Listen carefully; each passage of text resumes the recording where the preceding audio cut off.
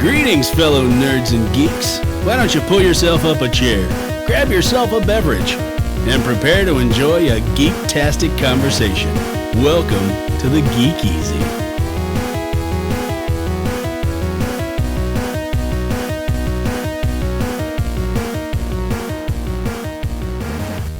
Welcome back to the Geek Easy podcast. This is episode 56 for December 5th, 2018. I am Pixel Dan Erdley, and I am once again joined by my co-hosts Jonathan Leonard. Hey, howdy. And Jaron McCaffrey. Glad to be back. What's going on, guys? Nada. Rolling Are we still keeping separate show counts? Jaron, what episode are you on? Oh, this is second episode. Thanks for everybody who came back to give us a second shot. Yes, that's right. And all our new listeners. Episode 2 of the Geek Easy. Episode 2. Yeah. And There's a few people out there who are going, I don't believe them. When they have 2 episodes, then I'll try it. There you go. And So welcome, but yeah. We're on a streak officially right now, so we've got 2 in a row. I think a streak takes 3. A streak takes 3? Yeah. Okay. Yeah. Well, we'll get there. We'll get there, I promise. All right, well, we've got a batch of some really fun topics, I think, that we're going to discuss today. There's been a lot of fun news as far as like our favorite topic, the Marvel Cinematic Universe. There's also been some kind of bummer news. Oh yeah, there's a lot to discuss, and just looking at the fan questions this week is pretty telling of what everybody was kind of expecting us to discuss on this episode. Yep. So we'll definitely be getting to all of that in due time, but we do have a couple other things we wanted to discuss as well. I'm just excited I got all the homework done this time. That's so. Congratulations. Won't be dragging the show down. It's awesome. good job, John. We're proud of you. Well, since you did all the homework, why don't you go ahead and kick off with your topic first? Okay. Well, as I began discussing next week, I've been just paying more attention to Netflix movies as a whole. This is a little bit of a follow-up on that, but more this is just a fun movie I wanted to talk about because, as we mentioned on last episode, Netflix had a new original coming out called The Christmas Chronicles, where one of my personal favorites, Kurt Russell, plays one of my personal favorites, Santa Claus. And it looked like a really fun movie coming out, and now it's out. I've watched it for the most part about 3 times now, and really, really enjoyed it. And so I just kind of wanted to bring that up on the show, go through it. You guys both saw it too, right? Yeah. Yep. Okay, yeah. We do our homework. Well, we sort of watched it together one time, but we weren't really paying that close of attention. But the kids apparently were. Yeah. And then because I watched it the night it debuted and loved it, and then watched it again with you guys when some of the kids were around and stuff, and barely paid any attention. And then the next, just me. I don't think Jaron was here for that. Oh, that's right. Yeah, you had left for a little while. That's right. Yeah. That's right. And then the next day, I was like, "Hey, kids, we got to watch this Christmas Chronicles movie since we barely watched it." And they were like, "Yeah, we saw that yesterday." But they were more than happy to watch it again. And they have said, I think they've watched it 2 more times without me since then. So I don't know how, I don't want to go into step-by-step spoiler. No. Not that there's much to spoil, but I just don't want to spend an hour of the show going through this, but we're all big Christmas fans. I don't know about a lot of people in the audience there, but I know Kurt Russell has a special place in certain geek cultures because of some of his old 80s movies and stuff like that. I'm a huge Big Trouble in Little China fan. So when I saw this movie coming out, it really kind of got some excitement going, and I remember I think I said it on the last show. I made that comment when I saw the trailer the first time. I was sitting there on the couch with my wife, and I said, "Oh, this movie looks amazing. I'm going to go see this 10 times." And then I saw that Netflix logo come up, and I'm like, "I'm going to sit right here and watch this 50 times." Yeah. This is awesome. I think it's a great example of the kind of fun you can have on Netflix because it had a budget. It was by far not a small movie. I don't know how much it cost, but I just know from production value-wise, it had a lot of special effects, and none of them looked like they were cable TV special effects. I was going to say, I feel like it fits right in with a lot of the more modern Christmas movies that did come to theaters, honestly. Yeah. I thought it did. I think it had a really neat Santa mythos to it. Mm-hmm. The premise of the movie is basically that it starts off on a bit of a sad note. This family's they're going through their video journals of the Christmases past, and it's the mom and dad and 2 kids, and they start off with where it's just the boy. and the parents, and then, a year or two into it, he's got a new baby sister, and they sort of show you this relationship of the whole family and of the siblings specifically kind of growing as Christmases go along. And then when it gets to modern times into 2017, they're showing the video and they kind of pan back to the girl and she's saying, well, I miss you, Dad. And you kind of find out that they've lost their dad was a firefighter and they lost him throughout the year. And now this is going to be their first Christmas without him. And there's been a real disconnect that's grown between the siblings, as can happen when, you go through tragedy there. And so starts off on kind of a down note. You find out that the boy's been getting into a lot of trouble and that sort of thing. But it really quickly turns around into they come up with this joint effort to try to catch Santa Claus in the act. Yeah. And, the boy is sort of hesitant to join in, but kind of acquiesces to his sister because he's got nothing better to do. And then they actually end up catching Santa in the act. They sneak onto the sleigh, catch Santa by surprise, so the sleigh ends up crashing, and then the whole rest of the movie is this journey because they've got to find the reindeer and they've got to find his magic hat so Christmas can continue. Yeah. So when you start describing stuff like that, and it's one of the things I love about Christmas movies because there's a host of them that I really enjoy.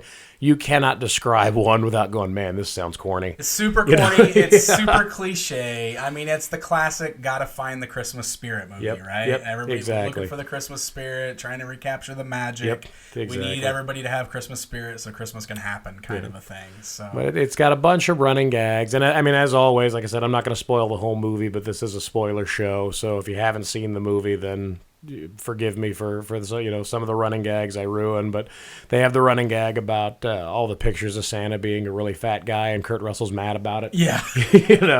And then they've got these running, it's sort of a running gag where they keep running into these people who clearly don't believe that this random guy that's walking around in a Santa suit in December is the actual Santa, but he's calling everybody by their name. He's referencing all this stuff they wanted when they were kids, and it's played really nicely because you run into certain people. He meets the voice actress who played Mermista early on, she buys into it real quick and is on board, but he meets an entire restaurant full of people that same scene that are just blowing him off left and right. But the way Kurt Russell plays it the entire time, I really enjoyed. And again, total fanboy for both the subject and the talent involved. So that's one of the things that just made me so excited about it. And I got everything I wanted out of that. It's got a fun little family story. There's not too much, inner conflict, but sometimes sometimes I enjoy a movie who doesn't have to find that way in the third act to make everybody look like they're going to ruin the whole thing again.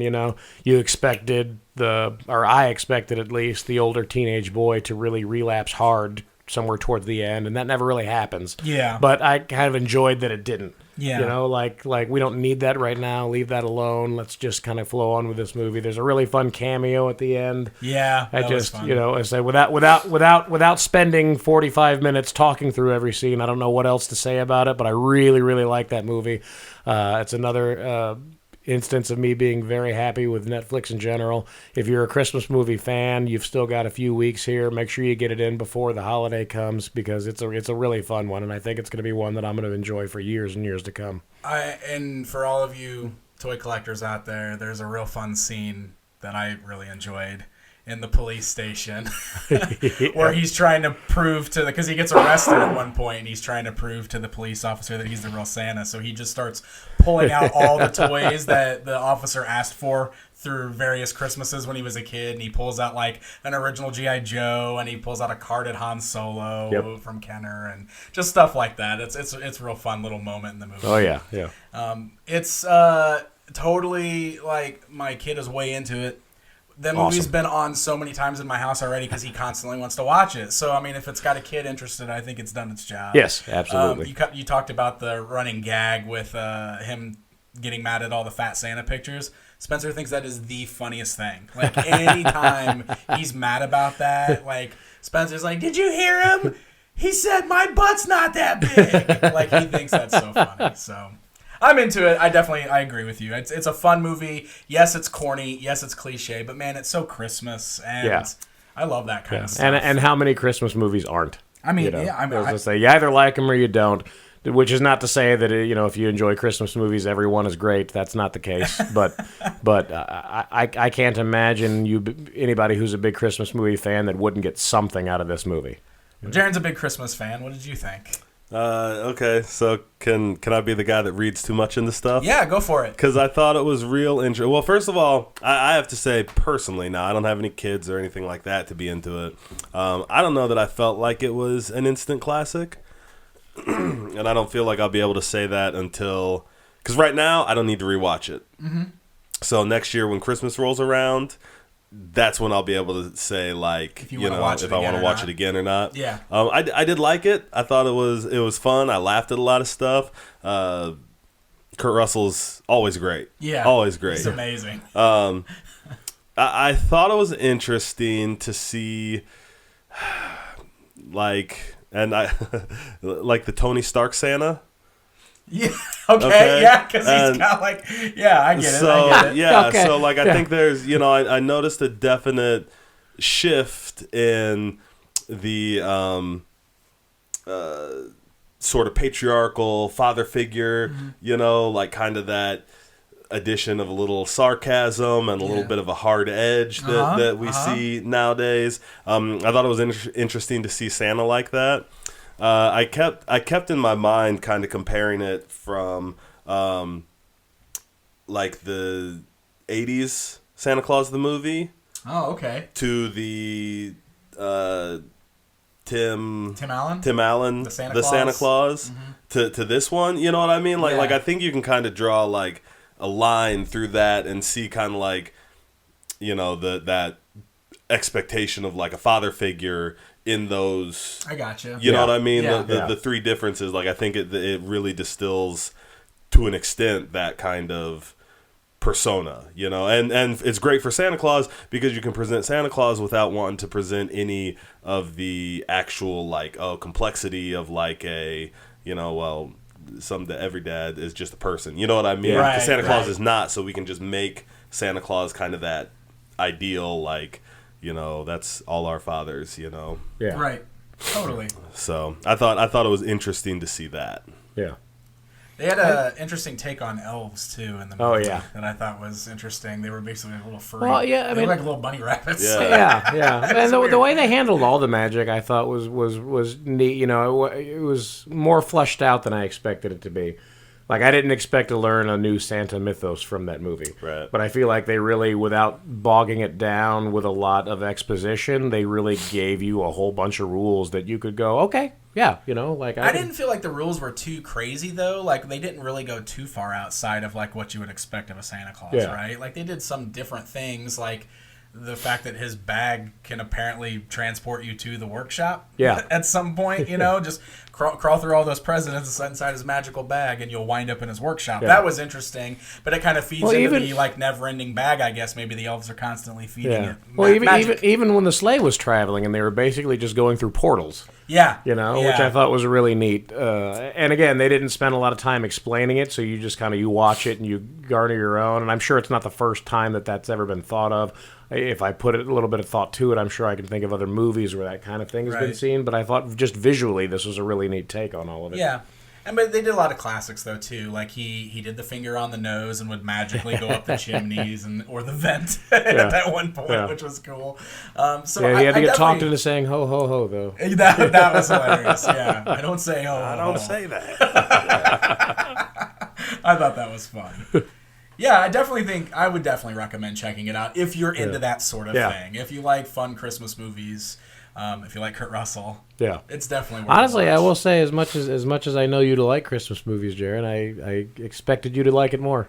Which maybe you just said maybe you will next year. But, I expected it to have a bigger impact, I guess. Yeah, it was just kind of a popcorn movie. Yeah. Was my feeling. Good description. I think we just took that a different way. I was really excited to see a popcorn Santa movie. Sweet. All right, well, let's go ahead and move along to another movie that recently came out that I wanted to discuss that I think two of us have seen. I don't think you've seen this yet. Have you, John? What? Well, we're going to talk a little bit about Ralph Breaks the Internet.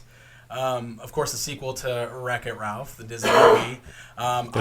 There's a sequel to Wreck-It Ralph? There is a sequel to Wreck-It Ralph. You didn't see it? So we'll dance around it a little bit, but there will be some spoilers. I did watch Wreck-It Ralph earlier today. Oh, did you? You revisited the first one? You didn't do all the homework. Well, I thought I did. I didn't know we were talking about the second one. Oh, yeah. Oh, I can see. There's a story behind it. We went at 4:30 today. Me, my wife, and the two older kids. Oh, you were actually going to attempt to see it today? We did. Went to the theater and they showed the old Wreck-It Ralph? No. We went to the theater. They showed, I don't know, like 11 trailers, as they often do nowadays. That's and somewhere halfway through the 11th one, all the power in the building shut down. And the emergency lights came on. And really? they came in a couple of times and told us, you guys can wait if you want, but if you want to just leave, well, that's fine too. And then finally, like the third time they came in, after we had sat there for about 20 minutes waiting, they came in and said, looks like the entire block's down, or at least several businesses near us, and our emergency generators only have about a half an hour of power left, so we're just going to ask everybody to leave at this point. Yes. So we got a bunch of passes to go back, and they said they'd refill our concessions whenever we did come back, but that didn't help us at all for this show. Right. So we went back to the house and just rewatched the first one because I hadn't seen it in a while, and that's the best I could do today. That's an interesting story, John. I feel like you don't believe me. Did you explain to them that we had a podcast to record tonight? No. It was important. No, I didn't. They play this movie. Yeah. That's where you messed up. Man. No, well, maybe. I would not believe you had I not been sitting in your car one time when we left to arrive somewhere on time and then still somehow showed up 15 minutes late. I have. John's got like the portals like Santa Claus, but they work different. Yes, they work backwards. I have said it numerous times on numerous occasions to numerous people. Fate, the universe, whatever you want to call it, something doesn't want me to be there on time or to be ready sometimes. Yeah, and that's all there is to it. Yep. So that's fair. I've got ticket stubs, receipts, and I know a couple of the managers out there. I'll give you their personal cell numbers. You can text them right now to confirm to everybody that they're go. to you specifically. Oh, I thought you wanted them to confirm. Nope. It's a real thing. It really happened. That's 2 days in a row. I'm going to stop doing stuff with my kids because that guy would be real confused if a whole bunch of people just started calling him asking if Jonathan from the Geekies was actually at the movie theater. Yep. So confused. We were at Six Flags yesterday, and I was on the Justice League ride at Six Flags in Mid-America with my kids, and 2/3 of the way through the ride, it just stopped. Yep. Just stopped moving. And then we sat there for a while, and then the lights all came on. And then the problem there was, I mean, we were there for somewhere between 5 and 10 minutes just sitting there. They kept sending announcements over the loudspeaker, but they didn't turn the music from the ride off at all. So all we could hear was like the Justice League music with going after it. And my daughter was... kind of nervous sometimes, so she was like, "Are we going to get out of here?" I'm like, I think we're going to be fine. We're here forever. What are they saying? Oh, I have no idea what they're saying. All I can hear is that music, but I'm sure we'll get out of here.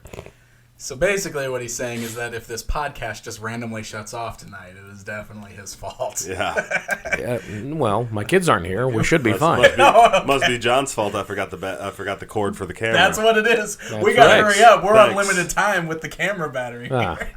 And here I am wasting your time making up stories. Didn't make it up. Real thing. Really happened. All right, Ralph breaks the internet. Ralph breaks the internet. So, sequel to the movie. I really enjoyed the first movie. But, of course, the big change with this one is that they're going into the internet rather than being focused on retro video games. I will say, and again, like what we did before, we're not going to break this down completely, but there's going to be some spoilers probably. So if you haven't seen it yet, just be cautious here. Okay, so I enjoyed the movie. I definitely laughed at several things in the movie, but I left that movie knowing for certain that I didn't like it anywhere near as much as I liked the first movie. And there's a lot of things about it that I definitely the more I think about it, the more I've really started dissecting it a little bit more than I probably need to for a Disney movie like this. Don't worry. That's part of when the it comes fun. to me, I'll make you sound fair and level-headed. I know. So. This is going to be fun because we talked about this a little bit the other day, so I know that Jaren's got a lot to say, and this is going to be great. So I want to specifically kind of bring up the whole plot of this movie when they discover the internet, right? And they go into this new world and they discover this whole new world. So like the plot is kind of around Vanellope this time around, and apparently she's just bored doing what she's doing every day in her game in Sugar Rush. So then they discover the internet and they find this whole new world and all this new stuff, and then they stumble into this app game, which is like almost like an M-rated driving game. It's definitely a lot more mature than the game she's in, and all of a sudden she falls in love with it, and like so the whole point becomes she wants to leave and do something else now. She wants to leave her game. And I just remember even while I was watching this movie, the whole time I was going, well, wait a minute. Because in the first movie, you told us how bad it was when Turbo left his game. And the whole, like, what ended up being the whole, like, subplot of the first movie was that Turbo went turbo, like they even had a term for it. It's called going turbo when you leave your game because it causes all kinds of problems, apparently. He left his own game. He went to a new game, ended up basically conquering this other game, making himself the king, eliminating the one person that could out him, which was Vanellope because she was like the princess or whatever. Yep. And like that was like he became the bad guy in that movie because he had left his game. And so like they righted everything at the end of the movie or whatever.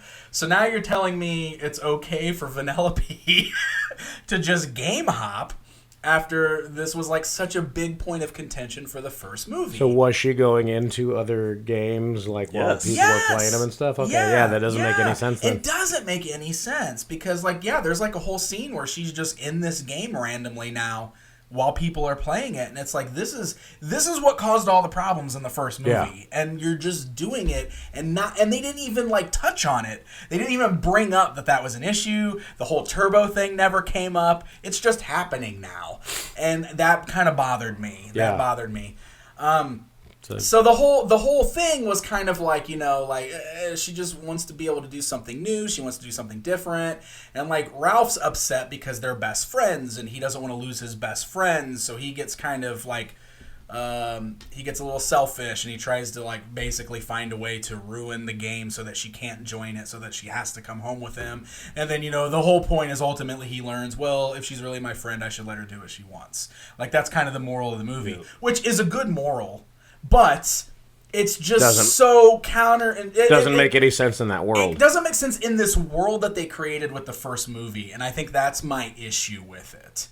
And I know Jaren's got a lot to say about that. So I'm going to go... I mean, just rewatching the first one, they were leaving their games all the time, but they had this kind of central hub, but they weren't going back and forth. Yeah, it was a central hub where they all met when the arcade was closed, right? Yeah. And that's still a thing in this movie, too, because like that's where Ralph and Vanellope are like best friends now, and they hang out every night, and they even go into other games and play because even going into the games, like it wasn't that big of a deal when Ralph went into Sugar Rush, as long as he was out of there and back in his game before people came to play it. So that kind of gave you that border. Yes. And so that's why, again, not having seen the second one, if they were just bouncing around, that didn't sound like that big of a deal. But if they're doing it while people are playing, then that does spit in the face of everything they set up in the first one. And also, I mean, like, it's not an arcade anymore with closing hours. They're on the internet. That doesn't turn off. True. It's just all the time. It's just all that, because she was in, like, one of those, like, games where it's just like constant people are playing, like there's multiple users in the game doing stuff in this open world. So it's like an online, it was almost like an online RPG or type of game like that, but it was like with cars and stuff instead of like a MMORPG. Yeah, MMORPG. Yes, it was like an MMORPG Grand Theft Auto hybrid of some sort is what this game is. It sounds awesome. Yeah, I would play it. Yeah. What was the name of it? I don't even remember. I can't remember what it was called. It was something. It was pretty funny. But I don't remember what it was. Well, what was the song? The whole song was called that. It was like Auto Rage or something. But of course, she also looks like a cartoony character, and they're all like realistic-looking people in this game, so she looks completely out of place. It's just all of those things like that were bugging me. That's sort of the opposite of the Jane Lynch character in the first movie. Yes. Because she looked super realistic in the middle of all these cartoons. Well, because she was in like a realistic, mature type game. Yeah, totally. Because I liked how they even did like.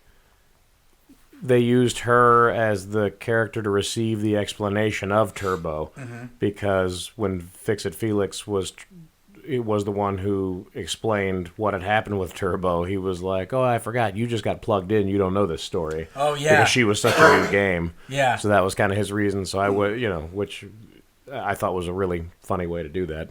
Turbo-tastic. Yeah. So no Turbo in this movie? No, there's no Turbo No in Alan this movie. Tudyk at all? Slaughter Race. Slaughter Race. Sorry, I had to look it up. The name of the game Slaughter is Slaughter Race. Race. Yes. Yeah, that's great. Gee, Manetly. Okay. All right, I want to turn it over to Jaren, because I know he's got a lot to say about that specific topic right there.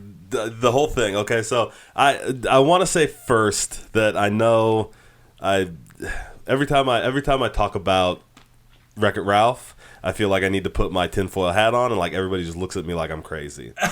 But I don't care, because I believe in what I say. Did you bring the hat? But I just rewatched it, and like before I saw the second one, and just confirmed everything. Because I even said to myself, like, over the last 2 years since it came out, or whatever, like, man, maybe you're just being.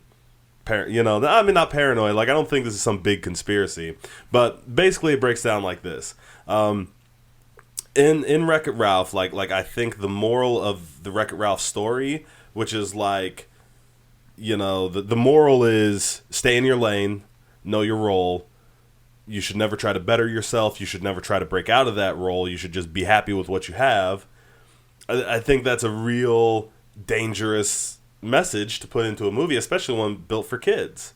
And like everything I saw with Wreck-It Ralph, like when you go back and watch, he's not like an idiot doing all this stupid stuff. Every mistake, so-called, that he makes that causes a problem is something he's trying to do to better himself. He's not out there being reckless. He's not out there, being sneaky or selfish even, really. I mean, I guess you could say maybe he's selfish a little bit, but that selfishness comes from wanting to be better and wanting to be accepted, right? Wanting to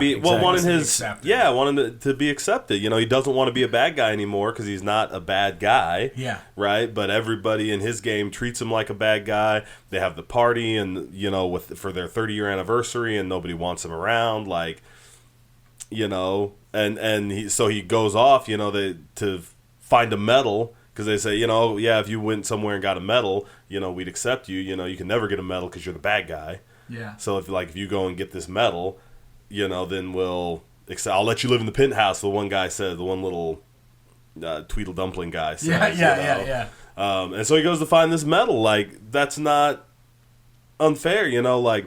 I mean, and it seems to fly so in the face of like everything that Disney normally does, with like,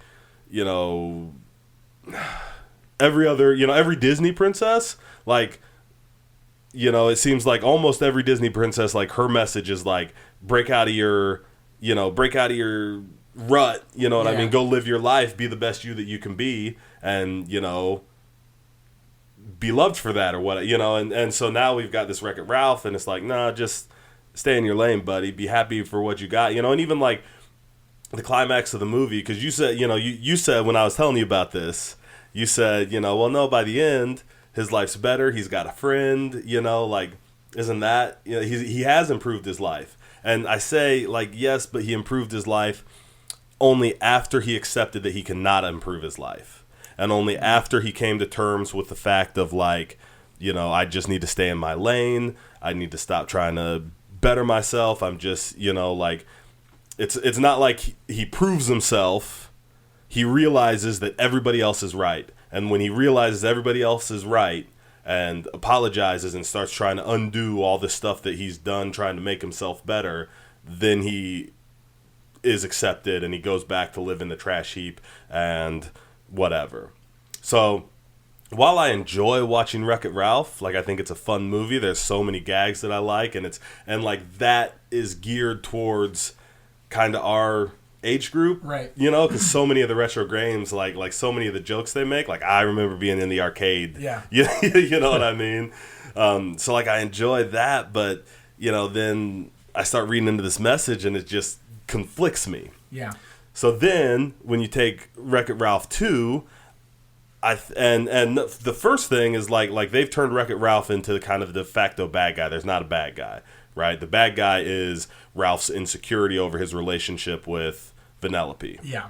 Okay, but you've taken Wreck-It Ralph and you're now punishing him for having learned his lesson that you taught him in the first movie, because he just wants everything to stay the same, right? That's what his insecurity is. He's like, I love this so much. I just want everything to stay the same.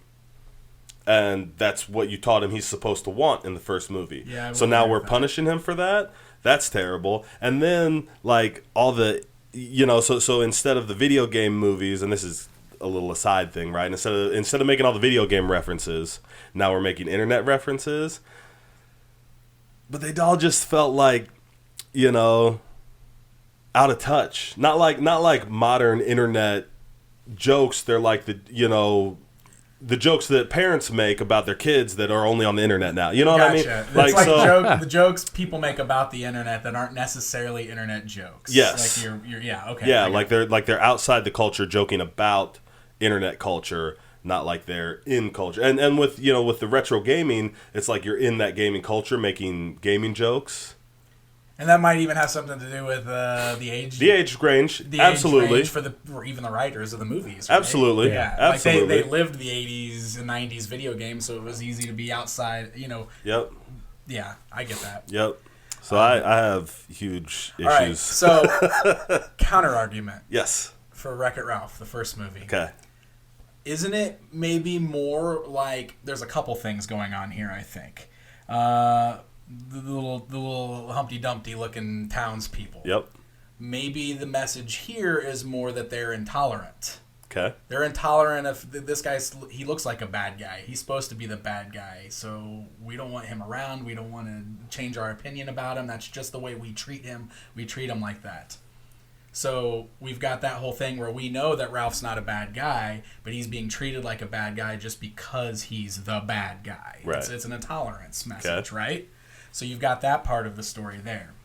And I think, I'm not saying I don't see what you're saying, or I don't know if I necessarily agree with you 100%. Right. Because I do feel like it's still okay to say that you should be appreciative of what you've got. And I kind of feel like that's the lesson that Ralph learned. But in the process of that, he also proved to everybody else that he wasn't the bad guy, that he could be the good guy, because things did change at the end. I mean, sure, they were still throwing him off the building and stuff, but it was for the video game. They were doing it because they were kind of united and they were accepting him now. They made him a cake at the end of the movie. They celebrated with him and everything. They were having parties together by the end because they realized that they had screwed up, that they were part of the reason why he left and caused all of these problems. Because I don't know, the other thing is, like, you know, he left to go on his mission, which was kind of selfish, but also kind of him trying to change himself, but in the process, he doomed the rest of his world to like not having homes anymore because the game broke, right? So he did cause these problems because he was partly selfish, but also the people in his game realized that they were partially responsible for that because of the way that they treated him. So I do feel like there is a lesson there and a message there. And then also we've got the whole, you know, Ralph learned along the way that his medal wasn't as important as saving Vanellope was. And so his attention turned to making a friend and making things better for her. So that's the way I look at the movie, and I see those messages with it. Okay. Can I go? I appreciate that. Can I present a scenario? Okay, all right, go ahead. Okay. Imagine you're Johnny Cubicle. Okay. Working at huge call center. That sounds right? terrible. Okay. Go ahead. And you hate your cubicle job. And every day you go to work, everybody, like all the management and everybody, because, like, you know, everybody else working there that is above you at management level just treat you like garbage because you're just Johnny Cubicle. Yeah. Right? You know, who like, you're a cubicle worker. That's all you're ever going to be. Go sit in your cubicle and shut up about it. Okay. And, you know, you try to come up and be like, you know, you try to talk to them at the water cooler, and they don't want nothing to do with you because you're Johnny Cubicle worker. Okay. Okay. And you try to advance, you know, you go and ask for a raise, you know, or a better position because you don't want to be Johnny Cubicle worker. You know, you want to do other stuff, and you think you can do other stuff. And when you go to ask for an opportunity, your manager just smacks you down because what are you thinking? You're Johnny Cubicle worker, right? Right. So, okay, so you get frustrated and you're like, well, this is obviously not the place for me. So, you know what? Maybe I'll go back to school. And so you go back to school and try to, you know, you're going to go get your degree so you can do something other. You can prove that you can do something else and you can do something other than Johnny Cubicle. And you know what? Man, you like kind of fail out. It's a lot harder than you thought. You kind of, you know, you struggle. You get like some C's and D's. And when people find out, they tell you how stupid you are because you're just Johnny Cubicle worker. What are you doing wasting your time at school? You're building up student loan debts. You're spending all this time at night in books that you don't understand and trying to write papers that you don't know what you're talking about. What are you thinking? So then you're like, okay, well, shoot, I'm going to quit this job because I'm tired of these guys, you know, bumming me out. So you quit and you go over and, you know, start working at McDonald's. Well, when you get to McDonald's, everybody's like, what are you doing here? You're a cubicle worker. Yeah. You know, somehow you get hired at McDonald's, but everybody there treats you like garbage because what are you thinking? You're just a cubicle worker. Yeah. You know, except one person. There's one person that's kind of nice to you. Okay, the one person that kind of takes you under their wing, helps you learn how to do the fryers and stuff, and they're kind of a jerk to you, but you know it's that kind of friendly way, right? All right. So then a bunch of people show up, but you just can't get it. You know, you just and you know what? This isn't any better because you know it's McDonald's and it sucks, right? And like. So you blow a big order, and everybody yells at you there, and they kick you out of McDonald's, and you know you get kicked out, and now you have to tuck tail between your legs, go back to the only thing you can do, and you go back to you know your cubicle, and you're like, hey, I realize you guys are right. I can't do anything without the cubicle, and they go, okay, great, glad to have you back. You know we couldn't get anybody else in that cubicle since you've been gone, but welcome back. We're glad that you have understood. We're glad, you know, it was stupid of you to go try all that other stuff, but we're glad that you are back now. We appreciate it. And you're back in the cubicle, and everybody still knows you're just Johnny Cubicle, but now at least they talk to you at the water cooler, and you know what? You still keep in touch with that person who helped you almost learn how to work the grill at Burger King or McDonald's, because that's what that movie is. First of all, for any future sponsorship promotions or anything, it is not the viewpoint of the Geek Easy that McDonald's sucks or that working there sucks. It's probably a wonderful place to be. And we'd be happy to shill your burgers for you. Good job, John. Second of all, I have no sympathy for Johnny Cubicle in this conversation because he should have known at step one to change his name. Ralph was never given that opportunity. Oh. The legal system in video game world just doesn't work that way. Let me address what you're saying real quick too, because I don't want to like I know that story, you know, like anybody grinding away in a cubicle, respect, because I've been there and I've been on that grind. Anybody working the grill at McDonald's grinding away, respect, because I've been there. And I don't mean to throw those out there as it's everyday easy examples. Yeah, I mean to throw it out there more as a dissatisfaction. Yes. You know, if you're happy running the grill at McDonald's, awesome. Yep. You know, if that's what you know how to do and that's where you want to be, great. If you're not happy running the grill at McDonald's or you can't get your head around it, for whatever reason, there's a lot of other places for you to go and do something else. Yeah. But not by Wreck-It Ralph's standard. Yeah. Well, and say that, and that's the crossroads I come to, because I don't know, like, I can't argue any of your points to a definitive degree, but I lean more towards kind of what Danny was saying, is without having this conversation, I never would have looked at the negative side of that movie. And even after having this conversation, now I feel like I'm not sure what the lessons are anymore, but I didn't take the same level. Because I did see a contentment level, a lesson of sorts there, which I think is a good thing. But when you put the shackles on it like that, it makes it feel like a bad thing. Yeah. And I don't know exactly where that line is drawn, because the movie itself doesn't have a real world counterpoint, because part of the point of the movie for these guys and their jobs is literally you're programmed here. There's nothing else you can do. Right.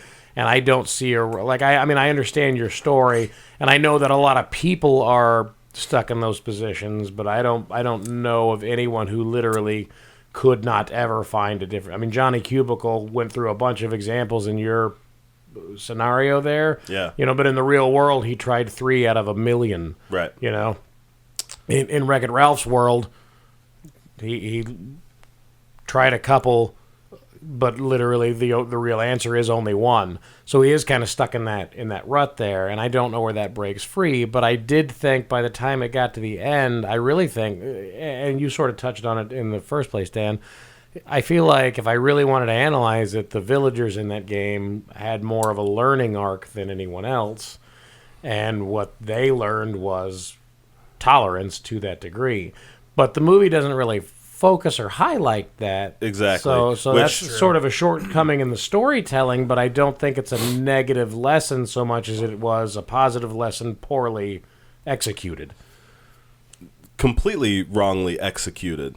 And let me just, and we don't need to spend an hour talking about this. I just want to explain one last counterpoint to where I think the line is drawn, is that Ralph is the focus of the story. And yeah, there's definitely like a level of contentment and appreciate what you have, but the story is not told as, for one, Ralph's life is miserable. Why should he be content with that?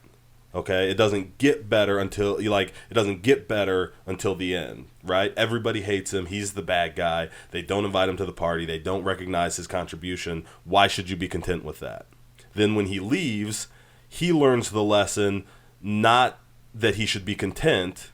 He ends up content, but the lesson that he learns is not that he should be content. The lesson that he learns is that, he can't do any better. Like, that's the lesson. Not to be content. Not that, my life was so good and I did not that, my life was so good and I didn't see it. Just that he can't do any better, and it's wrong for him to do any better. Then, for as far as the villagers go, like, yes, they learn their tolerance or their intolerance or whatever, but we don't see that. Okay, all we see is that they recognize that their game is going to get shut down without him, and at no point do they see his contribution, just his absence. Okay, so when he comes back, they're going to be nicer to him so he doesn't leave, not because they've accepted him. And there's a little bit like his life doesn't actually the practice of his life doesn't change at all. He's still the bad guy. He still gets thrown off the roof every day. He still goes and sleeps in the dump, and he decided to make the best of his situation, and they realized that but we also don't see that at all. Like you said, they're not the focal point of the story. We don't they're see not their that. growth. We so just I don't. See the aftermath I don't think it's a failing in the storytelling because it's not the story that's told. Yeah, well, but I don't get your version of the story either. Like, I don't if even if that were their point, right? I don't feel like that's done well either. I feel like the actual result is somewhere in this weird middle ground, and it's making me like Wreck-It Ralph less, which is kind of a bummer. but it's an important part of the narrative is to have something. I mean, you can you could argue that you could make a decent, fun, entertaining movie without a lesson. I'm not saying everything has to have a lesson, but the more we talk about it, the more I feel like there is one there, and whether it's a good or a bad one, either way, it's poorly displayed. And that's making me question the movie, that much more. But I don't know that it was so much that, like, he was still in a terrible place. He was just going to make the most of it. I feel like he learned more that maybe his place wasn't that bad if he did make the most of it. Now, the problem there, though, is there's no way... A lot of times when you learn a lesson like that, kind of the point the character goes through is that they realize that, well, if they would have just done things different from the beginning, they could have been... They found the happiness that was there that they were missing, and they had to go on this weird journey, but then they come back to find out that it was there the whole time. They just had to find it there. That's not what Ralph found either. Exactly. Because he wouldn't have been able to do any of that stuff without going on that journey and doing all that stuff. And if that very specific and odd set of circumstances hadn't worked out for that character, either he would still be in a crap hole or the entire world would have ended. Yeah. So, I don't know what to take from that. Yeah, and again, like I said, I think I'm the only person in the world. I'm certainly the only person I've ever met that has this belief, that like saw the movie this way and felt as strongly as I do about it. And even when I explain it, everybody does the same thing you guys are doing, where it's like, I see that. I don't think I felt that, like I can't argue any of your points, but I don't think I felt that way. Well, and I fully accept that. It's new information for us too. Yeah. So that's where I'm at. I don't know. I still don't know if I completely agree with all your points. But they're fair. Yeah. They're very fair points. Mark it on the calendar. A year from now, we'll do another episode. We'll revisit Christmas Chronicles with Jaron. And we'll let the Wreck-It Ralph sink in for a little while longer and see where we are. I feel like what my wife must feel like, because she was a big fan of those Twilight movies until I explained to her how terrible the messaging in those was for teen girls, you know?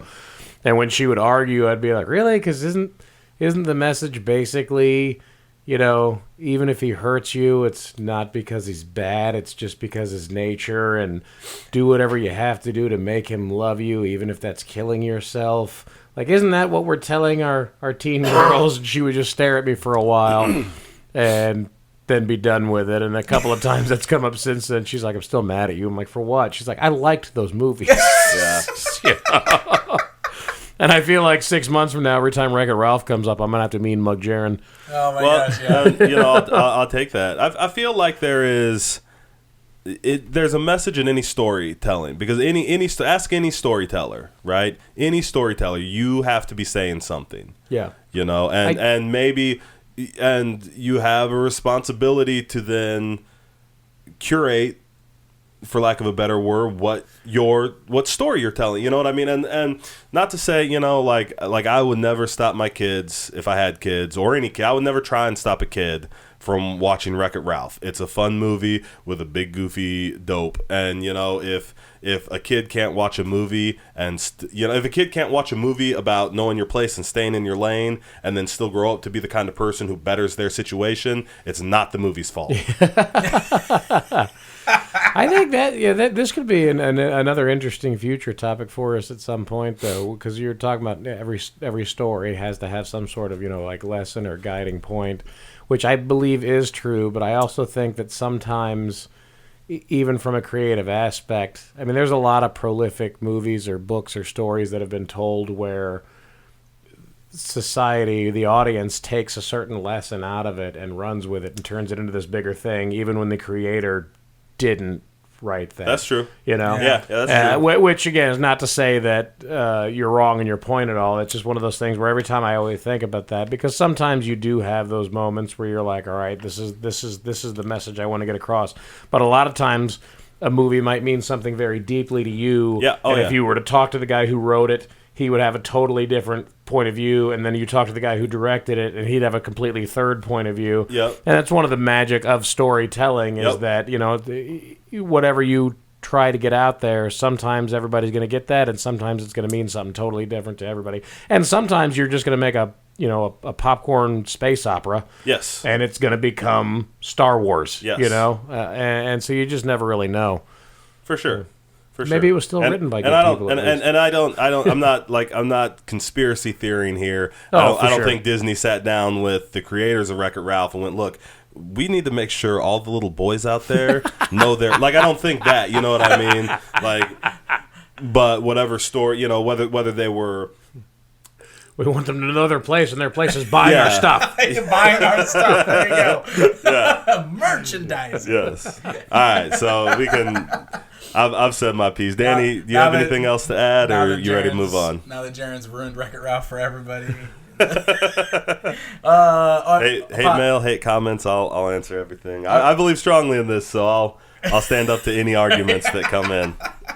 Not stand up. I'll respond. Yeah. I really enjoyed the princess scene. Oh, yes. I thought the princess scene was certainly a highlight of the movie, Yep. and I know that was a big thing in the trailers, but it's even better than what you saw in the trailers. It's hilarious. It's really well done, and I was shocked how they got pretty much every voice actor to reprise the role of those princesses. Every voice actor that could is reprising the role of those princesses, and it's hilarious. It's good stuff. That's awesome. And I'll say on that, when I watched when it was on the commercial, I was like, you know, like it kind of made me assume that the movie was out of touch, because like that joke, you know, are you guys okay? Do we need to call the police? Oh yeah, like that joke is all everywhere. You know, that joke has been made. Like, Disney, if you're making that joke now, how far behind are you? You're Because right. we've been making that joke for years. But in the movie, it's more than that, and it's better. Yeah, it's really well done. Yeah. I like that part a lot. Yep. Cool. All right. Well, I am real curious to see what people have to say about that discussion. But My crazy conspiracy theory. That's a great discussion, though. That was awesome.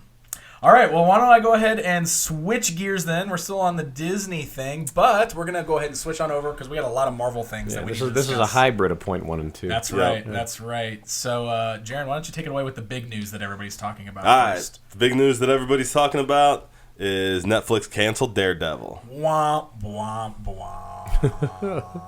I don't understand. I gotta say, first of all, I don't understand how this is big news. Well, I mean, I like, you know, like, the writing is so on the wall. Like, I can't believe everybody is as surprised. I can't believe the news is like, oh my God, can you believe it? When the news should be like, well, it happened. They canceled the one nobody thought sucked. I'm 100% with you there, because as soon as, like, Iron Fist got canceled so quickly after that season. Yeah. Like, when that news came down, I went, "Oh, this is it." Right. Or maybe it's just Iron Fist, but this is it, I bet. And then as soon as Luke Cage was canceled, like, you know, shortly before Daredevil came out, I think it was. I don't know. Its second season had been out for a while, but it still got when it got the axe, I went, okay, they're done. Yeah. There's no way any of these are going to survive this wave here. Yeah. It's just a matter of where the dust settles at that point. It's a matter of which ones are too far done to be canceled yet. Yeah. I just, like, well, if they've put money into production, they'll finish that season. So we get 2 more. Yeah. And I guess I'm on that same wavelength, because obviously it sucks when a show that everybody really likes gets canceled. But, like, I was never really under the impression that Daredevil would just go on forever and ever and ever and ever and ever. Yeah. You know what I mean? Like, I feel like, and I haven't seen season 3 yet, so I'll throw that out there. But I feel like still they've told a pretty darn good story with Daredevil. Yep. And that just can't really last forever. And I don't know if it's because we're at this point now where we're spoiled by a lot of these shows that do last 10, 11, 12 seasons or something. Yeah.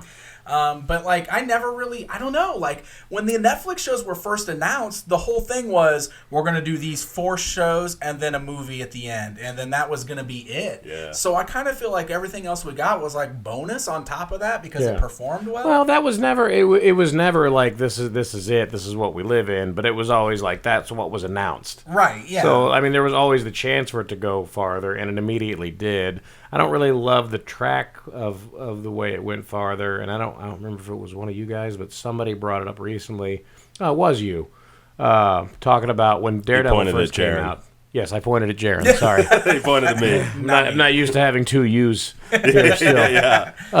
But, you know, when Daredevil first came out, it was like, all right, we're going to do Daredevil, we're going to do Jessica Jones, Luke Cage, Iron Fist, here we go. And then Daredevil came out, and they were already halfway through producing Jessica Jones, but Daredevil was big, so they were like, all right, Daredevil 2 as quick as we can. Yeah. And we're like, well, what about the rest of them still? Right. You know? If there's anything I'm surprised about at this point, it's that it feels unceremonious.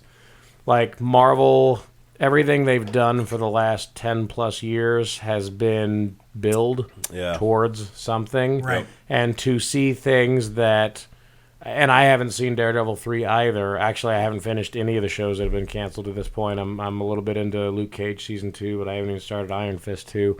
To see the like, now they're not building to anything anymore. Now they're just wrapping it all up. Yeah. And I mean, maybe that Punisher season is going to be absolutely bananas and everybody's going to be in it. Right. Maybe they will have a swan song there. Or maybe none of them are actually canceled. Maybe they're just jumping platforms. Yep. We don't know that point yet. But the surprise to me comes in that this is the first time I can ever remember a feeling of limbo surrounding a Marvel project. Right. And that's where I am right now. Because right now I have no idea if it's just done or if there's more to. Well, I think the other thing is we're so programmed for cancel in like network terms, which is negative, failed, right? Yeah. You know, shows only got canceled unless they were on Fox. Shows only got canceled if they were if they had failed, if they were bad, if nobody watched them. Yeah. You know what I mean? Yeah. So no, you're right. So for it to, you know, and this is not that situation. Like, you know, well, it was when they nobody liked Defenders, so when they canceled Defenders, you were like, well, Marvel finally failed, but we all like the individual seasons, basically. And so, like, as these things that we like are getting canceled, it feels like the first time Marvel has come up short, even though we don't think they've come up short. So, like, that sense of limbo, I can see that. I can see that. The other thing from the business side of it that, again, I don't know. I don't understand Netflix math, and I don't know that anybody does. That'll be another continuing point I bring up here. But my understanding is that that third season, though critically acclaimed, I think the viewership has kind of been down, however they judge that. But I don't know if down means, you know, less than the first and second season, or if down means actually low. So can I offer you an interpretation of Netflix math? Yeah, go for it. Because I understand, to an extent, the WWE network math. Okay. Which is hours of engagement. And that's what they're selling, sponsorships and advertisement and everything on the network that makes the network, because the 1.5 million subscribers that they have or whatever are not paying for the network. What is paying for the network is all the sponsorship and advertisements and everything that they can do, and the way they sell that is on hours of engagement. That's why they put out so much. That's why there's so much content, and it doesn't matter if it's good, bad, if it's, you know, a glorified house show like Starcade or a 5-hour payback pay-per-view. And it's why they promote binge watching so heavily. Yes. Yeah. But I mean, WWE has commercials, sponsorships, stuff they go through there. Netflix really doesn't. Like, they don't play commercials in the middle of their shows, not even between episodes you're watching or anything like that. Which is not to say you're wrong by any means, but it's just another aspect of it that I don't fully understand. If it's product placement and those things or whatever, if you can guarantee a company like your product placement in the, everybody's going to binge watch this show. Yeah. You know what I mean? Or everybody's going to binge watch these 15 shows that we're going to put this this Pepsi can in, whatever it is. Yeah. Well, and that's the other thing that always puzzles me, or continuously puzzles me about it, is a lot of times they will declare a show a success on, it'll drop on a Thursday and they'll declare it a success by a Thursday. Yeah. They announce the next season immediately. And so it's like, how many did everybody in the world watch that this weekend? Right. Yeah. And do you expect it? Because they'll do big marketing pushes around their new shows, even on their own, even if it's only on their own platform. You'll turn on Netflix and you'll see the same preview for the same show for a week straight, and then that show drops and you never see another commercial for it again. So it just seems to happen so fast. I don't know where the lasting effect comes from, because you'd think you'd want shows that people were watching when they're brand new and still word of mouth and picking up for weeks to come. But literally 3 days will go by, and they're like, close enough, let's do some more. Yep. You know? Did you see that SNL sketch? No. It's amazing. This commercial for Netflix. We'll have to watch it after this. Yeah, absolutely. And then the other thing I was going to say is a little bit of the reading I've done on the cancellations here, and from a business aspect, I can't tell if Netflix and Disney are really feuding and butting heads, or if it's straight business, or it's probably somewhere a little bit in the middle. But I have seen it mentioned from several sources, basically how, the deal was signed in 2013. Netflix was on a huge push for attention and content, and Marvel was the biggest thing going, which it still, arguably is. But those shows are really expensive. And now Netflix shows have, it's enough to have the Netflix brand and to have their advertisement behind you to get a certain level of viewership. They don't necessarily need the Marvel logo anymore. Yep. So if it costs them, and I'm just totally making up numbers, but if it costs them, $50 million to make a season of Daredevil, are they really getting that much more attention at this stage of the game than they would from a $5 million, show about teenagers or what, the Sabrina, Sabrina. stuff like that they're putting out. It's got name recognition still, and where does that divide? And I would assume Daredevil would be a bigger show than that, but that's because I'm a comic nerd, Right. Well, not a Sabrina nerd, which is probably also a comic, but you know what I mean. The other obvious thing here, though, is with Disney doing their own streaming service, there's got to be a little bit on both sides of... that instantly makes Disney competition for Netflix. Yeah.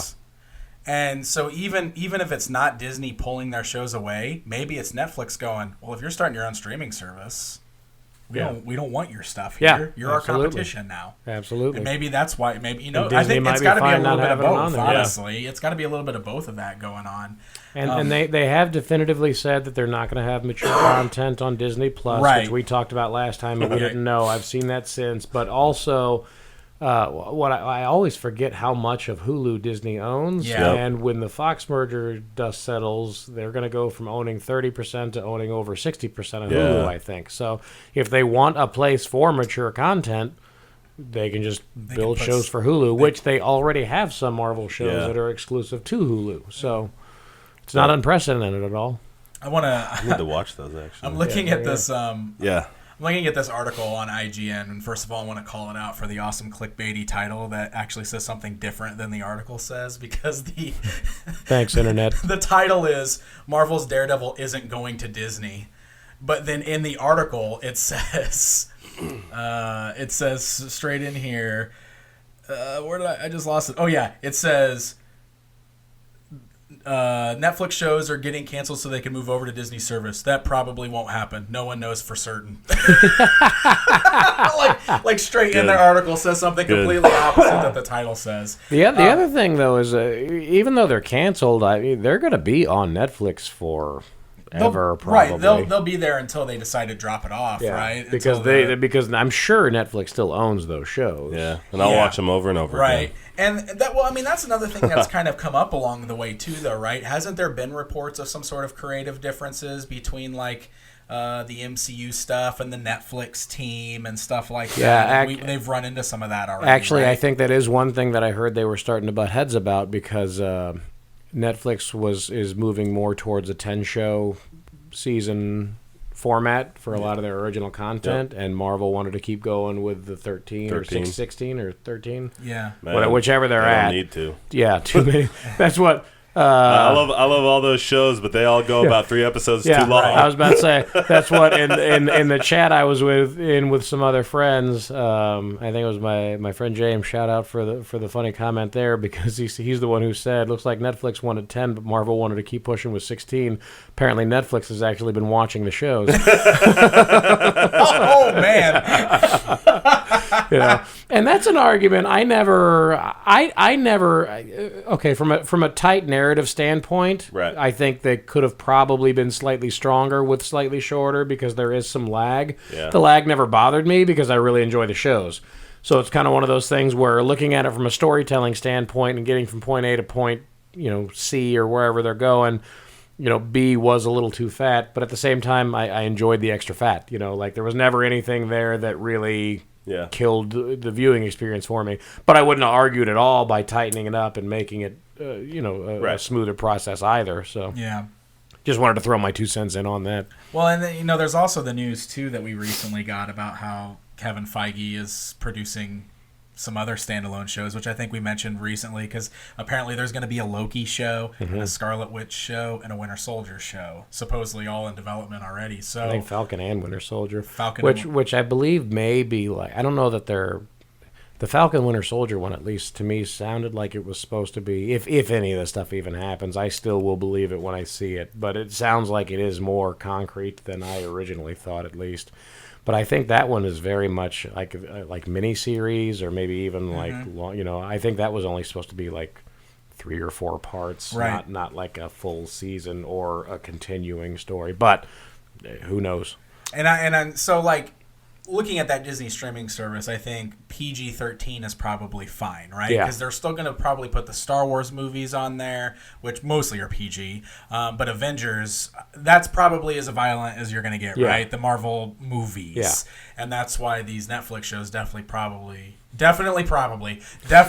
be there, because they're a pretty hard R. Yeah.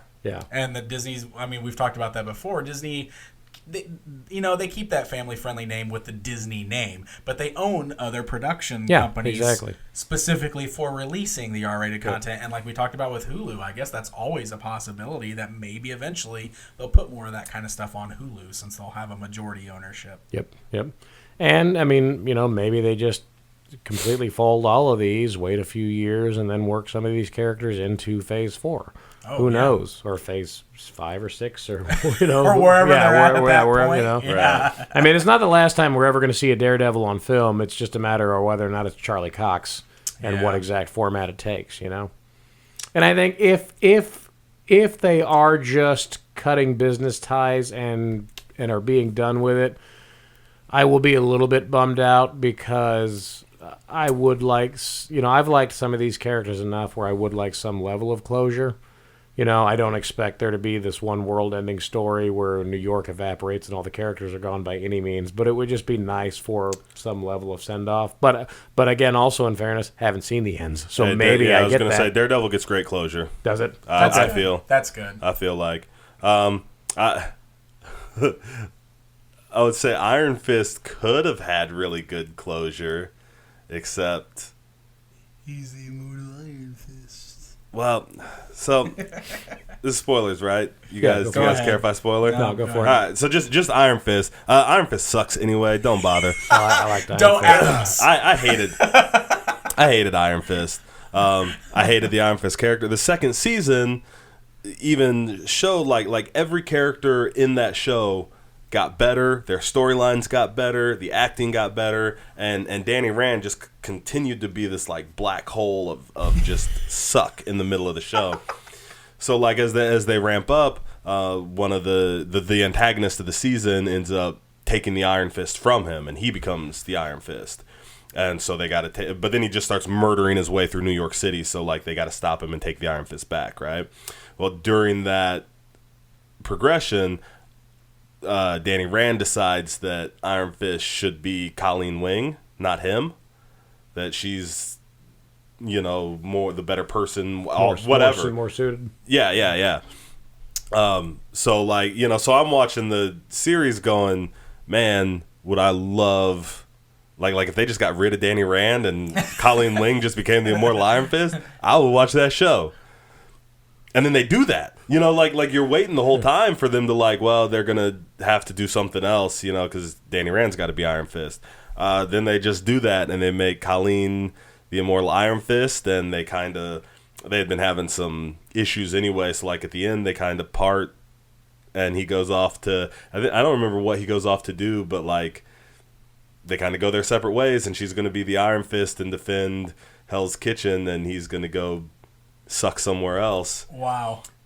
So like that would have been awesome. Yeah. Except then they do this whole thing at the end, like where they show him and because he goes off with he was one of the villains in the first one, but he's kind of a good guy, the brother figure. Okay. Yeah. I can't remember his name, but like he goes with them.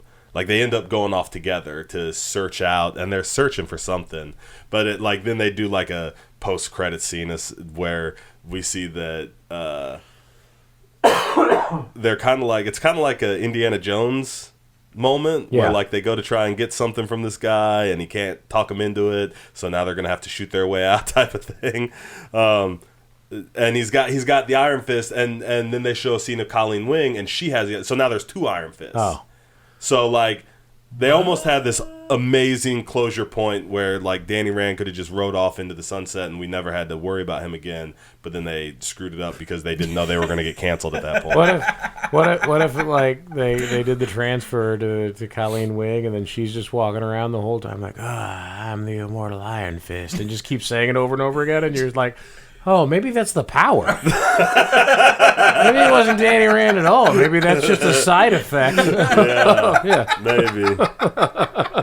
I mean, that would have made a lot of sense. I hated the brief stint where I collected comics. I hated the Iron Fist then. Anytime he would show up in like a crossover, or like I'd buy like, that I got a bunch of Iron Fist comics because like my mom and my grandma would like buy me those plastic, with like, you'd get like inside. it's like $1.99. It was their way to get nobody ever wanted. It was 2 their of those way were always Iron Fist books. Because they'd put a Spider-Man on one side, so you'd go, hey, Spider-Man comics, you'd buy it, and you'd go, oh, this is how they get rid of the Iron Fist comics. Totally. Yeah. I will say, when the brief exposure I ever had to Iron Fist outside of like team-ups, and it was just the Hero for Hire stuff with Luke Cage. Yeah. When he was doing that, and I enjoyed that stuff. Now, I didn't read a ton of that by any means, and I never looked at that and went, Iron Fist is great. Right. I just, when I had that exposure, I enjoyed it. And there was a brief stint when Iron Fist first got canceled, because it seemed so unceremonious. So I was like, well, maybe, maybe they're just going to cancel it, and then when they go to do the next Luke Cage, it's just going to be the Heroes for Hire thing, and that'll be awesome. And then they canned Luke Cage too, and I was like, maybe they're going to. Oh no, wait, no, that's not what's happening. No, it's done. And maybe, and I will say that like Danny Rand in the second season of Luke Cage, there's one like Danny Rand shows up, and I was immediately so mad, and I ended up liking that episode. Yeah, I've heard really good things about that episode. Well, just going right off of that, I think that goes great into this new news that just came out. I don't even know if you saw this yet. Marvel Studios is apparently developing a tentpole movie around its Shang-Chi martial arts superhero. It's John's favorite. So, Shang-Chi is a hero from the Marvel Comics that is known as the Master of Kung Fu. Apparently, he's been around since 1973. I will be perfectly honest and say that I have no familiarity with this character whatsoever. So this is one of those moves that just, it's one of those that kind of out of nowhere things. I was not expecting. You got to say it before I did. Yeah. Like I pretty sure I've maybe heard of that before, but I wouldn't have been able to tell you it was a Marvel comic or even a comic necessarily. And when you're thinking about like the martial arts superheroes, like obviously Iron Fist is like the guy that always comes to mind. And so now I'm thinking how it's kind of interesting how Iron Fist ended up on Netflix. Yeah. And they're going to make a movie in the MCU about Shang-Chi, apparently. That's pretty interesting to me. I'm going into this one totally blind. Yeah, for sure. Which is fine. Yeah, I mean, it's happened before, like I didn't know a whole lot about the Guardians of the Galaxy. Yeah. Aside from who a few of the characters were, and then look what that turned into. I didn't you never know, right? Because I used to read Guardians of the Galaxy books, but it was a totally different team. Right, There was no crossover at all. So when they announced that movie, I'm like, how bizarre. And then I saw the characters, I'm like, I don't know what... was I reading a different book or what? Yeah. Well, can we go ahead and cut off all those people that are going to tell us that they're only doing it to appeal to the Asian markets? Well, it does. Yeah, because they specifically say. And can we say that's cool? Why is that a problem? Like, why would that be a problem? Because it says that. Well, it says in here, if the Shang-Chi movie gets made, it would mark the first time that a Marvel feature film has centered on an Asian character as a protagonist. And they've also said that it's Dave Callahan is set to write the screenplay, and he is a Chinese American, which is awesome. Mm-hmm. Is a co-writer with Patty Jenkins. Co-writer with Patty Jenkins and Jeff Johns. Yeah, that was the point I would make to yours. Right. Is like, they're doing it to appeal to Asian markets. Yeah. From a business or storytelling standpoint, why wouldn't they? Yeah, exactly. Well, it even goes. You're not on to anything, genius. Yeah, no, exactly. It goes on to say that the Shang-Chi character First appeared in 1973.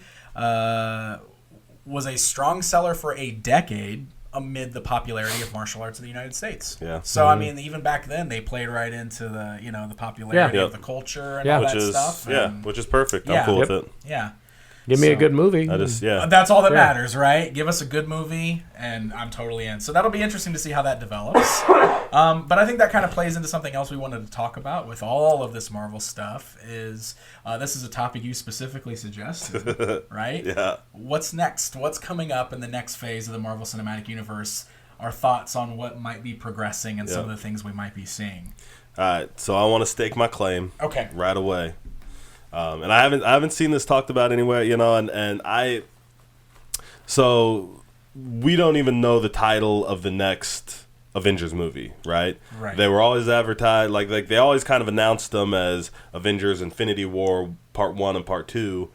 And then I think it was after the second, I think it was after everybody was so mad about the Mockingjay Part 1 and Part 2, because the first one of those was just terrible, right? Same with Deathly Hallows. Well, same with Deathly Hallows. Well, that was a thing. That was a thing for that moment. Yeah. All those young adult book translations took the final book, chopped them in half, split it in two. Yep. And I haven't seen them all, but I haven't seen or heard of one that worked yet. Yeah. Right. No. Yeah. Right. None of them worked.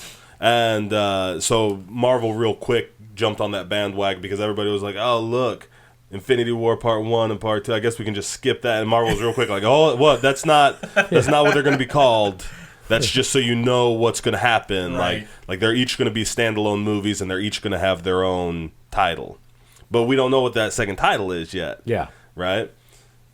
And I've seen a lot of suggestion, like I've seen Avengers Forever suggested, Avengers Annihilation suggested. I think it's going to be Avengers Assemble, and I'm juiced for it. Avengers Assemble. Well, I think, and I think because they're doing all that like tease stuff, and I know they normally don't. They're normally real good about not undercutting the next movie by advertising the movie after it, right? Mm-hmm. So. But, like, they're doing all this stuff. Like, I keep seeing these interviews with, like, the Russos and this kind of, like, non-marketing, it's almost like the J.J. Abrams mystery box thing because they're going, they're, like, promoting that they're not telling anybody anything. Right. Yeah. Yeah, totally. And the thing I'll say, like, if we, like, they've teased us with Avengers Assemble because Cap hasn't said it yet. Right. You know what I mean? And, like, they've teased us a couple times with him, maybe almost going to say it, or he starts to say it and then says something else, And I think there's kind of this, like, we're waiting for that moment. Like, all of us fans are kind of waiting for that moment. And just the way they're teasing this and the fact that, like, the Avengers, now we're in a situation where the Avengers have to come back together, and, like, the original Avengers mostly have to assemble, like I think that is like the biggest payoff they could look for, right? And like, why would they tease us if it, if it's just going to be Annihilation? I mean, we're all going to be like, oh, Annihilation, but like that's not a, you know what I mean? That's not an iconic thing. It's just going to be another. I can't think of another iconic option that they could use. And with it so bookending, like every, all the. Stark and Cap and I'm trying to think of the actors' names. I can't. But like with all those guys supposedly finishing up. Chris Evans is supposedly done, right? With Cap after this next movie. Until that last Russo brothers interview where they suggested that he wasn't necessarily like done, which I don't. I mean, they weren't like suggesting there was going to be a Cap 4 or anything. Right. I don't think. I didn't get that impression, but it sounded less definitive all of a sudden. To your point there, I think they always have been very good about holding off on over-marketing one movie in the midst of waiting for their other movies to come out. I think at this point last year we had seen more about Infinity War than we have about this new one, which is practically nothing. Right. But going into Black Panther, and Black Panther was only 2 months before, which granted, actually I think Captain Marvel's even later because Black Panther was February. Yep. Captain Marvel's only a month before. But there hasn't even been a huge Captain Marvel push yet. Right. Like they're just now ramping up into actual trailers and stuff like that, and you're starting to see posters and whatever. I would expect we'd see some sort of teaser for whatever the new one is going to be any time now, but I honestly wouldn't be surprised if they don't even name it before the first teaser comes out, because they're at a position now where it's the Avengers movie. You know what I mean? Like, people are going to see it whatever they happen to say when they walk up to the box office. They don't need it to be attached to the first trailer for people to know what they're going to see. Yeah. It makes me wonder how much the Captain Marvel story will end up playing into, like, how, is she so big of a part of it that they're having trouble marketing the movie without her? Yeah. And so they don't, because Black Panther was in Infinity War, but he wasn't like a focal point at all. They set Captain Marvel up at the end of, the post-credit sequence for Infinity War, sets her up to easily could have just been a throwaway advertisement for her movie, or it could be the setup that she is a major part of this one coming forward. I would tend to think that most of this new movie is really, especially being theoretically a swan song for a lot of these guys, and the fact that at the end of Infinity War, there's more than 5 people left, but the originals are all still there. Right. Like, none of them disappeared, which is what gets me really juiced for this one, is that you can assemble those guys together, and that would be a terrific name for it. I will say, and I know I've brought this up recently to you guys. Well, I mean, you want to break the internet, right? What if the teaser is just Captain America, shouting you know what I mean? Just to give for that moment to be, or if that's the post-credit sequence for Captain Marvel.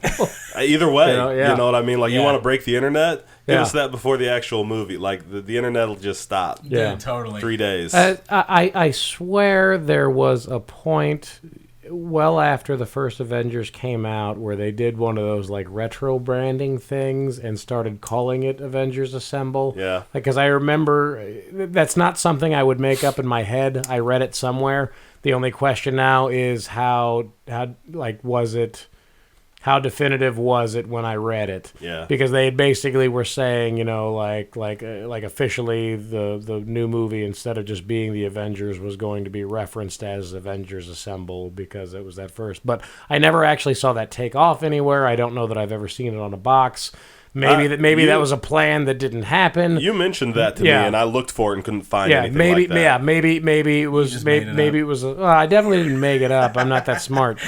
But maybe it wasn't as official as I thought it was at the time, or maybe they curved towards that route and quickly went, "This is dumb," and cut it so that they could use it for something bigger later. Yeah. Because the other thing about this is, that movie came out in 2012, so this would have been at least 2014, I would say, when I ever saw this, because I think it was before Ultron would have come out, or maybe around when Ultron came out, which would be 2015. But a lot of these plans were well underway by then. Yeah. So maybe they decided that, and then somebody caught the marketing early enough and went, dumb.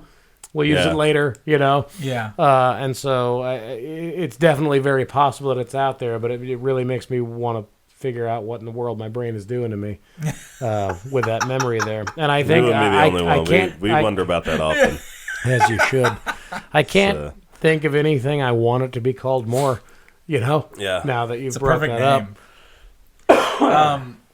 We were talking the other day, and you had mentioned, I wanted to bring this up because I've been wanting to talk about this for a while. Because you had mentioned just talking about characters and going forward and everything, and you brought up that you were pretty certain that we were going to see Smart Hulk soon. Yep. And, the whole running storyline for him in Infinity War was that he couldn't turn into Hulk after Hulk got that beating from Thanos. Yeah.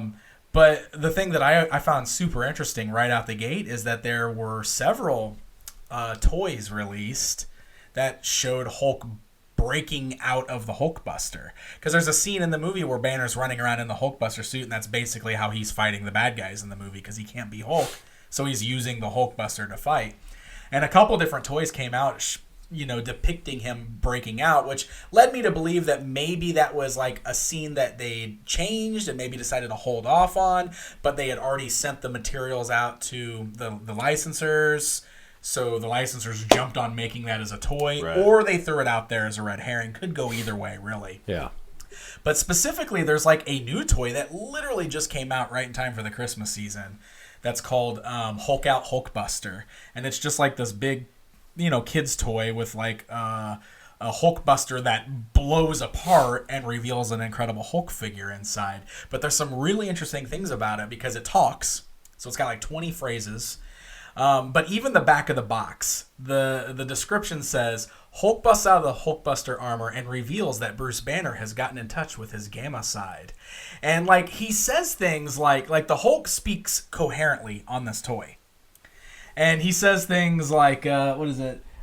Smashing you is nothing personal, it's just my thing. Just my kind of thing is one of his phrases. Sounds very Hulk. Yeah, and he says, I'm still mean and green. And when I was playing with it at the store, like one of the phrases even said, like, I'm so strong, I could really get used to this. Like he says things like that, which just really kind of reinforces that. I think that was the intent. Yeah. I think the intent is for Banner to kind of, since he can't get Hulk out, something's going to happen where he's able to control it. Yeah. And break out, and we get a smart Hulk. And I think that's their plan, and maybe that was going to be something we saw in this movie, and they pushed it out, but it was already sent out to the merchandisers, and boom, it's out there Well, now. I mean, they did. Well, that's one of my big, because we were talking about, like, things you would like to see, right, in Phase 4.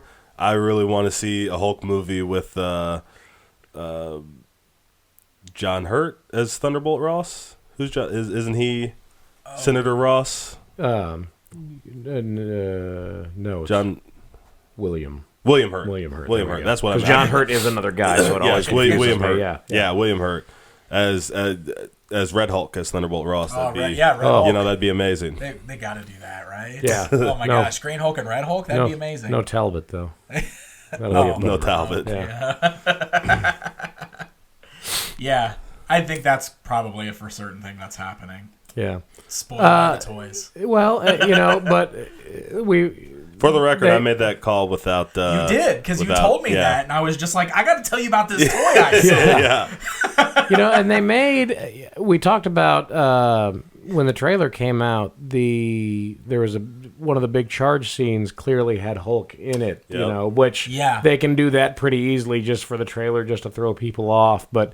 With that recent, which maybe we should have talked about that a little bit more, that recent Russo brothers interview that they did, didn't give a ton of spoilers by any means, but they did ask those guys a lot of questions about some of that stuff.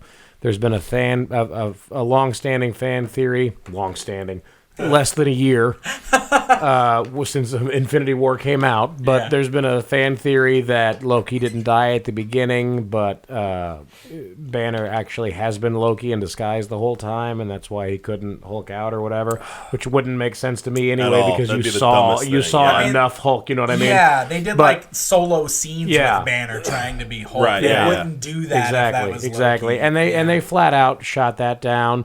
It is where they casually mention that, maybe Chris Evans isn't 100% done, which again, who knows what that could mean. Yeah. That could mean he's going to cameo in the Falcon Winter Soldier show. It could mean anything. Yeah. But they talked about some of the ways that they kept the script secret for Infinity War, because they had several versions written. They never gave anyone a complete script. The more you were in the movie, the more you saw other people's scenes, but some of the people who were only in the very few things, they got their pages. That was pretty much it. Oh, wow. They actually wrote 3 full different versions of the script. Oh, wow. And they were saying how one of them had Thanos as a narrator for the whole thing. And they said they wrote that. I don't think they ever had any intention of actually using it, but they talked about how helpful it was to have written that.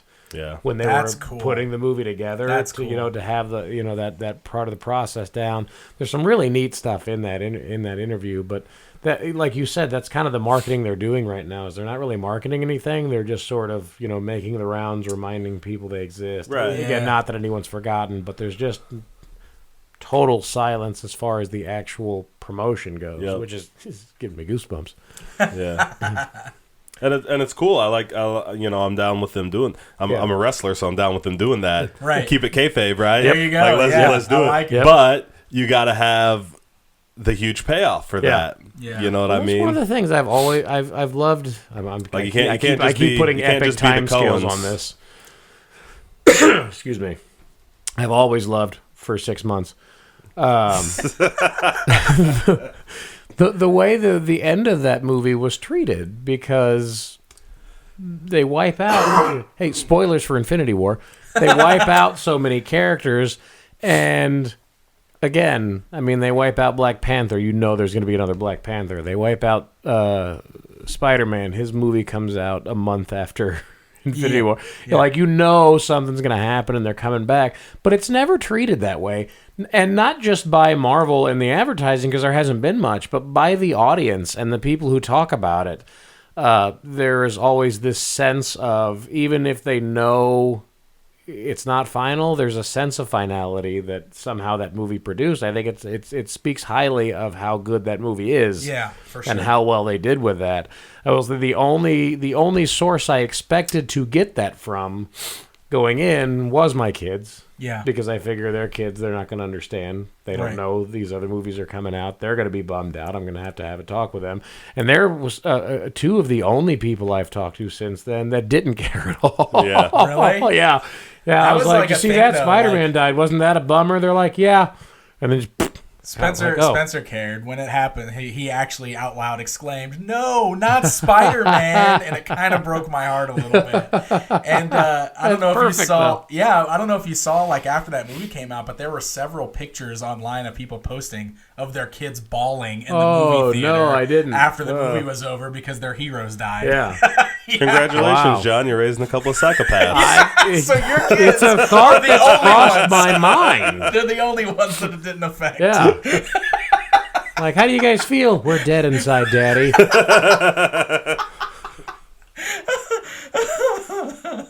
Oh man.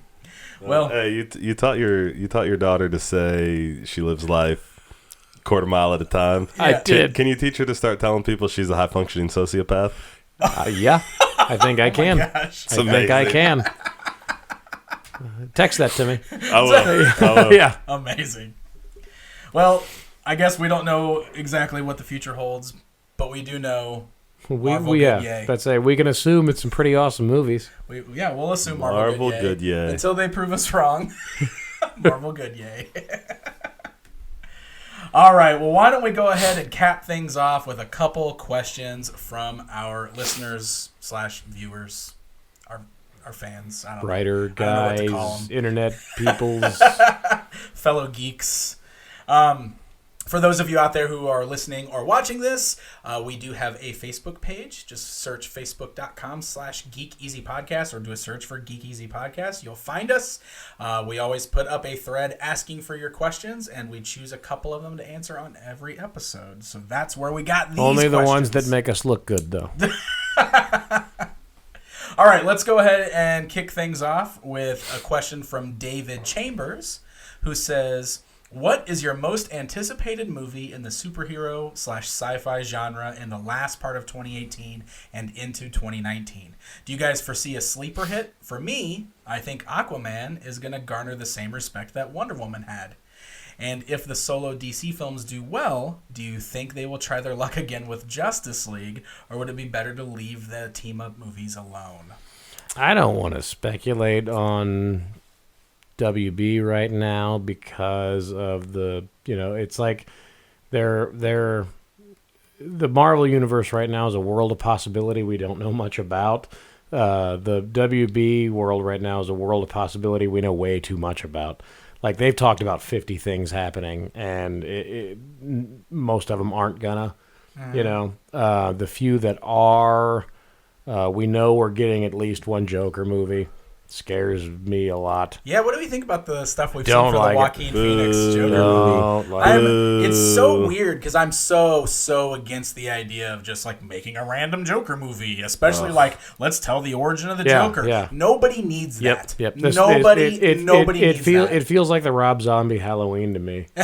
Okay, yeah. You know, like totally unnecessary, totally just like, hey, here's a property, let's do a thing. Yep. And I get what you're trying to do. I don't want to watch it. Now, some of the viral videos they've put out there have like piqued my interest. Like I've watched them and gone, interesting. And like the way they've painted his face up and stuff, it looks interesting. Yeah. However, I'm still very much on the I don't need this movie. They've piqued my interest in the way I go, I'm going to click on that, aren't I? Yeah, and well, yeah, exactly. On it, or, I'm going to go see this movie, aren't I? I don't know, man. No? I don't know. They might not get... I mean, I'll wait until the trailers come out. We have a podcast. Man. Where we have to talk about these I hope things. We're on a hiatus when they... I mean, the chances are good. The chances are good that we will be. So I'm sure I'll see it at some point. I really feel like there's got to be a point where I make my stand and don't give them $10. And that feels like a decent one. If I'm going to shell out $10 for Aquaman willingly, and I'm excited about Aquaman, I was just going to say, that feels so weird. What do we think about Aquaman? I think it's going to be fun. I don't think it's going to be good, but I think it's going to be fun, and I'm fine with that. It's gonna be a train wreck. Have you watched that trailer? Yeah. They have to tell his origin story. We have to see his mom and his dad in the lighthouse. There's a fight scene with her in the lighthouse. There is. He has to do something with a submarine. He attacks a submarine. He has to fight Black Mantis. They have to travel through the desert to find some trident, then go somewhere else to find the trident. They have to fight his brother. They have to go visit his brother. They have to have a big, crazy CGI war at the end. That movie... They do have to have a big CGI war, don't they? That movie is... everything that like that it's like the trailer is advertising all the complaints that we've made about all the DC movies. Oh my gosh. It's like, look, this is everything you think is wrong with this with all our other movies is in this movie. But now this dude's riding sharks. Look, that maybe that movie, because John keeps saying, I just want to have a good time. Maybe that movie will be a good time. Maybe we'll laugh a lot at that. I think the only thing that movie can do is maybe save Jason Momoa as Aquaman. Is that his name, right? Yeah. That's the only like that movie's gonna suck. They're gonna cancel any other plans they had for any other Aquaman movies. Like, we're gonna get more DC. They're not just gonna stop making DC movies. For sure. You know what I mean? And they're gonna try and figure out how to do Justice League again. Yeah, they'll probably fail 3 or 4 more times. Yeah, you know, they're not do going to leave that. Do you remember when that was a 2-parter? Yeah, for sure. We've already lost Henry Cavill, right? I believe so. He's out. Kind of and Affleck. And Affleck keeps talking about being out too, right? Yeah, so I think we've lost Batman and Superman already in their shared universe. So, I mean, I've been saying since the beginning the best thing they can do is go away for 5 years and start over. And I'm not saying I think this Aquaman movie is going to save the DC universe by any means. I have the same hope that our listener that wrote the question here does. That it's same. It'll have Wonder Woman. Well, not that sort of. Ugh. Okay, I'm going to reset now. 3, 2, 1. Good job, John. I have the same line of thinking. I wouldn't use the term respect. I don't think it's going to garner a ton of respect because I think it is going to be insane. Yeah. But I'm hoping from a studio standpoint that the same thing happens that happened with Wonder Woman. Wonder Woman turned out to be a pretty good movie because it was so small on Warner Brothers' radar that they didn't bother to micromanage it. No, you're totally right. Yeah. No, like they did not expect that movie to be a success. They didn't care. They had this character, and they were building towards Justice League, and they went, I don't know, take a few dollars and go make your movie, whatever. And they didn't show up every day and demand to see everything. Now, clearly somebody from the studio got there for Act 3 and made them put in a giant tornado monster. That's fine. But they still got through 2 really solid acts before that happened. Right. Now, my hope is Aquaman gets the same thing because I think James Wan's really talented. I think he makes a ton of fun movies. And I have every bit of faith that he's going to put something watchable together for this. My fear on that same level is Warner Brothers knows how much Wonder Woman made. Maybe, those guys are so dumb. They got to be sitting back there thinking, imagine how much it could have made if we'd have helped. Yeah, that's not a possibility. Look at the scenes of the shark crustacean war in the trailer. the snippets in the trailer cost more than the whole third act of Wonder Woman. Okay, like there's no way anybody's just letting Aquaman float under the radar. Yeah. No, you're right, man. That well, movie, we'll know on the show here in 2 weeks. It's I think. close, Or no, right? 3. It'll be be our first last one. Our last show one? of December. Oh, cool. We'll get to talk about We'll talk Aquaman, about I it. think. that movie does Our have- next show, we should be able to talk about Into the Spider-Verse, I think. which is what I was going to throw Yeah. out as the one I'm most excited about. For the I rest think of say the that and Shazam Oh yeah, are the that's- two that I'm pretty juiced Is that for. early 2019? Yeah, I think Yeah, Shazam February or March, I think. Like that's gonna. I'm curious to see what they're gonna do with that. Yeah. And I think they've outright said that that's not part of the shared Yeah, universe. which again right? is another thing that gives me hope for. Well, I mean, they've hit. I don't believe anything they say because they change their mind left and right. You know what I mean? Yeah. Because a lot of this stuff was supposed to be, like they were building in one direction, and then, the weekend after a movie comes out, now they're building in another direction. They plan 2 Justice Leagues, and then, Batman versus Superman comes out, and they go, well, maybe we'll just do the one, and Yeah. They've got actors signed and then not signed, and then who knows what's going on there. They were supposed to be doing a Flashpoint that was, they were in trouble. Justice League hadn't come out yet. They were already planning on rebooting after Justice League by doing a Flashpoint thing to fix everything because of all the trouble they were going through. Then Justice League came out and tanked, and they went, well, now we don't even know if we're doing that. Now maybe we're just gonna reboot the whole thing, or maybe we'll just stop doing joined movies or whatever. It's like your plan was already on how to fix it because you knew this movie was gonna suck, and then the movie came out and sucked like you expected it to. And now you're changing your plan again. Like, you're getting the results you want and still altering course left and right. That's never going to get you anywhere. They still don't get it. They don't understand why the Marvel movies are working and theirs are failing. They don't get it. Yep. And your answer is not a bunch of Elseworld Joker movies. But whatever, whatever. But everybody loves the Joker. He's our Deadpool. Ah, sure. Regardless, I'm super excited for Captain Marvel. Yeah. The ladies are killing it right now. Yep. Wonder Woman was awesome. The women wrestlers are the best thing on you're totally wrestling right now. Yes. She-Ra was awesome. I'm juiced. Yeah. Captain Marvel's going to be sweet. I'm going to stop watching stuff with dudes in it. I feel like Captain Marvel is just would be too easy of an answer for me because everything I do pushes Marvel. Into the Spider-Verse is a little different because it's still, but it's like that's a totally own separate, Marvel thing. I mean, if I got to pick a movie that's early into next year, there's nothing I'm anticipating more than Captain Marvel. But that's my default answer because there's 3 Marvel movies a year, and they're always my top 3, for the last couple of years here. Which is not to argue or say you're wrong. That's me trying to the other agree one with next you. year, right? Spider-Man's this year, right? No. Oh, the other one. Spider-Verse. Yeah. The other. The live action Spider-Man Winter Formal. Far From Home or Winter whatever. Formal. He's going to make regionals rough.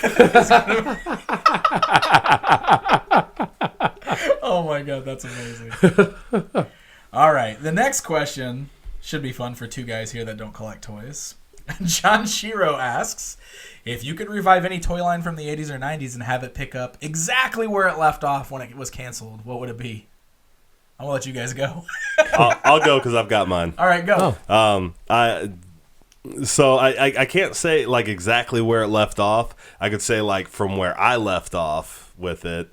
But I had a huge collection of the Wheeled Warriors. Jason, the Wheeled Warriors. And I loved those things. Nice. Like you could rearrange the little cars and you could put whoever you wanted in the little car. We had all the little guys I remember were just like blanket colors and blanket forms. Yeah. And like me and my mom took all the little guys and like painted them so they were all, and tried to match them to, because I used to watch the cartoon. We tried to match them to the cartoon.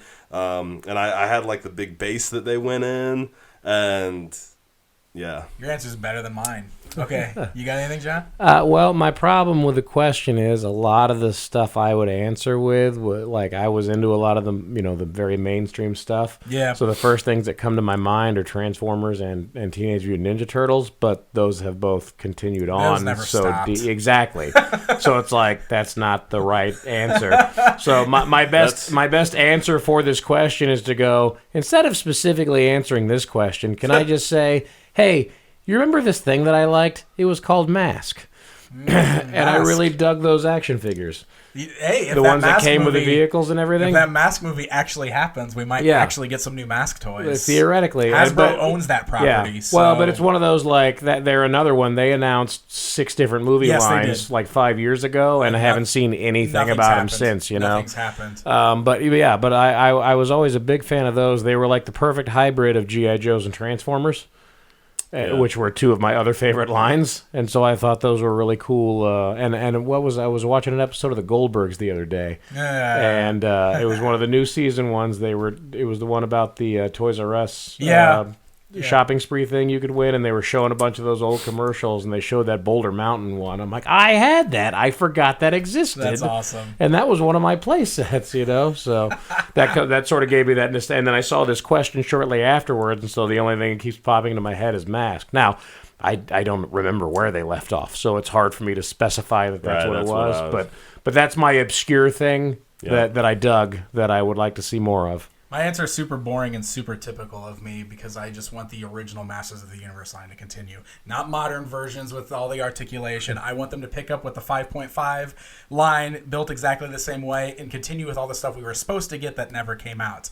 Now, Super 7's kind of doing that for us now, except they took a different route and they're giving us like Filmation versions of these characters. So they're doing like new vintage figures, but they're making them look like they did in the cartoons, if you haven't seen these yet. And they are supposed to be releasing 2 figures soon, Hero and Eldor, which were characters from the original line that got canceled and never came out.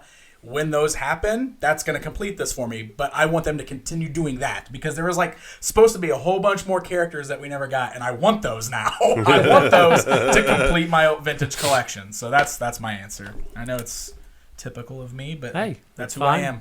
That's what I like. All right, this is a good question to end on, I think. It's a nice, fun one. Michael Hamrick wants to know what our favorite Christmas movies are. Should we play, I don't know, should we give our answers or should we play guess each other's? You guys already know mine. There's no doubt about like. I think you probably both know mine too, actually. So. I'm not 100% sure what yours is. No, and you'd probably guess wrong. Let me try to guess yours. Is it Scrooged? Mm-hmm. Okay, yep. I got yours. Yep. Yours. Oh, what is yours? Is it? Do we watch it? No, we don't watch it when we're together. So is that's it? Why you'll is never it? Guess is it? It's a Wonderful Life. No. Santa Claus versus the Martians. That's a great one. No, It's a Wonderful Life is my favorite, and I know nobody would agree with me. It's my Thanksgiving movie, and I watch it every year on Thanksgiving. Okay, that's fair. Yeah, I like that. That's fair. Yeah. All right, well, you got to tell me what yours then. Yeah. Nobody would guess my favorite Christmas movie is This Christmas with like Idris Elba and Chris Brown. Really? Yeah. Okay. I don't think I've seen that. I don't think I've seen that. Delroy Lindo is in it. Oh. It's totally just one of like talk about a popcorn movie. It's totally just one of those like the whole family gets together, everybody has their own drama, everybody's drama blows up, and then but the family comes together and still has a Christmas spirit. Christmas, yeah. You know what I mean? Yeah. It's one of those good flick. I highly recommend it. Yeah. Danny, for the listeners out there, yours is Jingle All the Way. Yes, definitely. Yeah, we never actually said it. The best Christmas movie ever made. Yeah. Which I think. Jingle All the Way. Oh, Turbo. Yeah. Turbo Man's up on my shelf up there. So. That's another good discussion topic we could spend some time on next episode if we don't have other stuff to fill it. Is just the different Christmas movies that we enjoy because we could list them for a while. I mean, that's one of our things is we Yeah. get together every year and we watch a bunch of Christmas movies together. So that's we've kind of got a set few that we always hit. It seems like Jingle All the Way is always there. That's well. Can they tell us? Can they? Oh comment yeah, if you guys want to hear us make a list of our.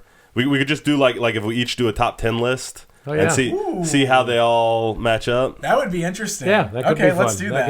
Let's do that. We'll make that a plan. That'll be because the next episode we record will be the last one before Christmas, right? So let's do that. Okay. Let's do that. Do you remember how excited the year that Surviving Christmas came out in theaters for 4 minutes?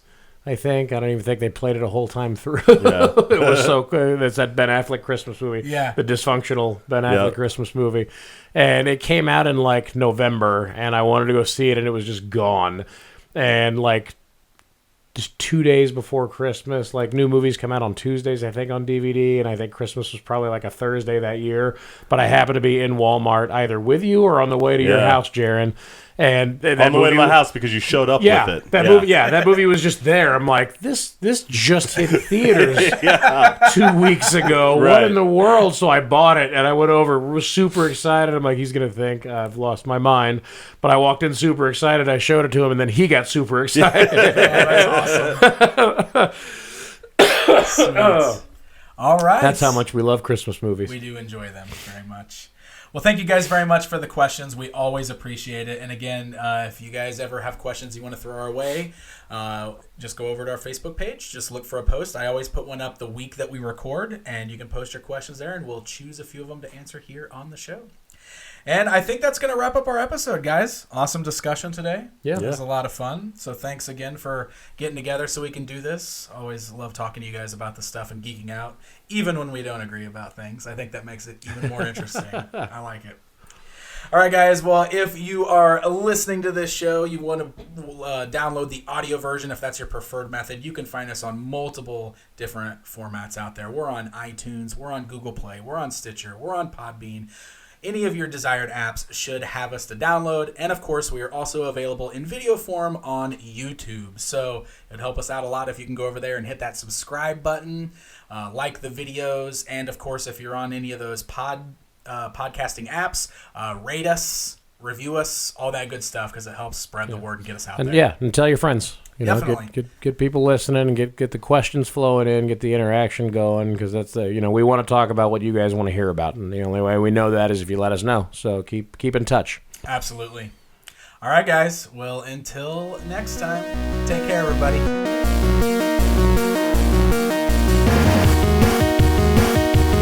The Geek Easy Podcast is a production of PixelDan.com. Musical tracks used in the intro and outro are used with full permission of the respective owners or creators. Intro and outro narrations are provided by me, Brian T. Stevenson.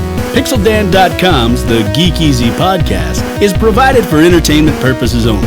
The views expressed are those solely of the hosts or guests and do not necessarily represent those of PixelDan.com or any other party. Be sure to join us next time for another installment of the Geek Easy Podcast.